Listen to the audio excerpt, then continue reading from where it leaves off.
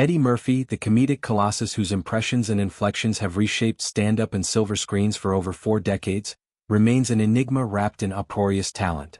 From the raw-edged brilliance of Saturday Night Live sketches to the box office alchemy of blockbusters like Beverly Hills Cop and Coming to America, Eddie's career is a masterclass in reinvention, blending razor-sharp wit with a vulnerability that sneaks up like a punchline you didn't see coming. Yet, as Netflix's intimate portrait being Eddie invites audiences into the mansion of his mind, a fresh controversy brews, not over forgotten flops or feuds, but over the glaring omission of his most private battle, a germophobia so profound it has fortified his world into an isolated enclave.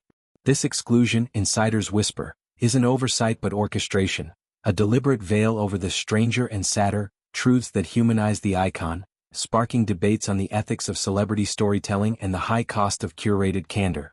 At 64, Eddie occupies a rarefied space, elder statesman of comedy, patriarch to a sprawling brood of 10 children spanning 3 decades, and a figure whose off-screen reticence contrasts sharply with his onstage exuberance.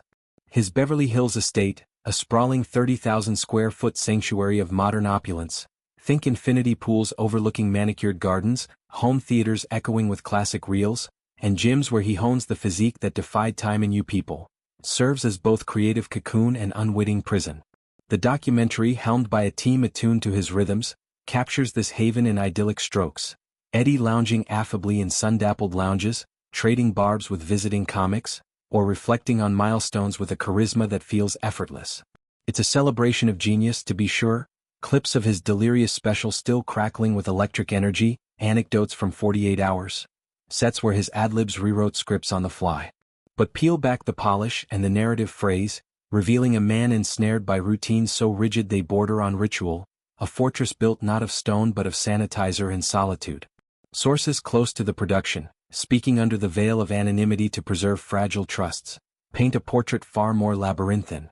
The documentary celebrates Eddie's brilliance, but it leaves out the scale of the routines he lives by, one confided, the words laced with a mix of admiration and melancholy. This germophobia, often likened to Howard Hughes's legendary eccentricities, didn't erupt overnight. It's a slow-burn evolution, seated perhaps in the petri dish of pandemic protocols or the cumulative toll of a life under glass. Hollywood's petri dish of proximity, crowded sets swarming with crew, press junkets where handshakes are currency, award seasons thick with air-kissed cheeks, became untenable. Germs on sets, in studios, on press tours, he just can't handle it anymore, the insider elaborated, evoking images of Eddie, the once indefatigable performer, recoiling from the invisible invaders that lurk in every exchange. The mansion, for all its grandeur, morphs into a bubble of bespoke barriers. Vast wings cordoned by air purifiers humming like vigilant sentinels, surfaces gleaming under daily deep cleans orchestrated by a discreet staff trained in biohazard protocols. Eddie moves through this domain with the precision of a choreographed routine. Meals plated in sterile kitchens, workouts in isolated annexes, even family visits funneled through decontamination checkpoints. It shows him looking affable and relaxed at his mansion, but the place is huge and is basically his bubble, the source noted. He rarely leaves it as he loves routine and cleanliness. This affinity for order isn't whimsy, it's armor, a psychological bulwark against the chaos that fame unleashes. Childhood in Brooklyn's Bushwick, amid the grit of 1970s streets where survival meant street smarts and swift laughs, instilled a reverence for control. Eddie's rise, SNL at 19, Trading Places catapulting him to stratospheric status, amplified anxieties, turning every triumph into a target for unseen threats. The omission stings because it sanitizes the struggle, presenting a Murphy marooned in myth rather than mired in mortality. The truth is far stranger and far sadder than what made the final cut, the insider lamented. He's basically not normal. There's a whole world he keeps sealed off. The film only shows the parts he's comfortable revealing. This curation raises thorny questions. Whose story is it anyway? Documentaries promise proximity, yet being Eddie opts for perimeter, skirting the shadows that lend depth to the dazzle. Eddie's history is rife with such veils. His 1990s tabloid tempests over paternity claims, the 2007 transphobic scandal that briefly dimmed his star, or the quieter reckonings with addiction's undercurrents in his boomerang era.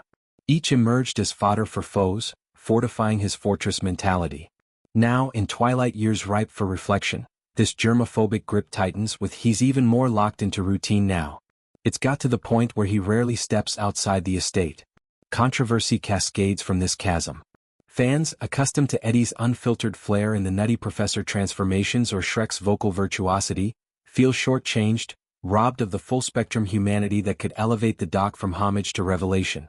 Critics decry it as hagiography light, a gloss that prioritizes palatability over profundity, echoing broader industry gripes about stars scripting their legacies. Eddie's camp counters with compassion.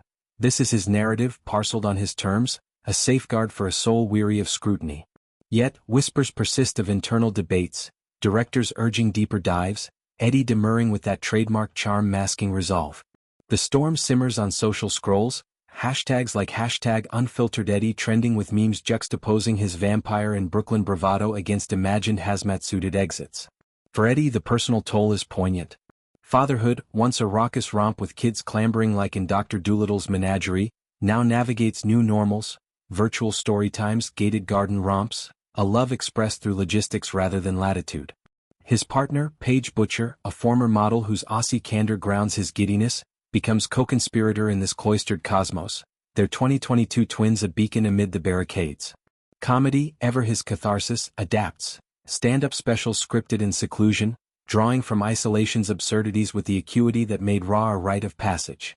Yet, the sadness seeps in, missed premieres where he'd once command carpets, foregone festivals that fueled his fire, a world shrinking as his worries swell.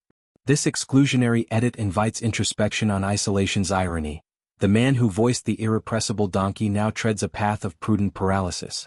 Will it propel him toward therapy's toolkit or text triumphs, like AI-filtered outings? Or deepen the divide, a self-fulfilling seclusion? As Being Eddie streams into homes, it sparks a larger lexicon on mental health's margins. How phobias, once punchlines, demand nuance in narratives.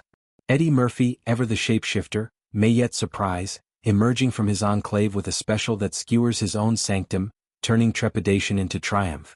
Until then, the storm swirls, a testament to a talent too vast for vaults, reminding us that even comedy kings contend with crowns of thorns. In omitting the oddity,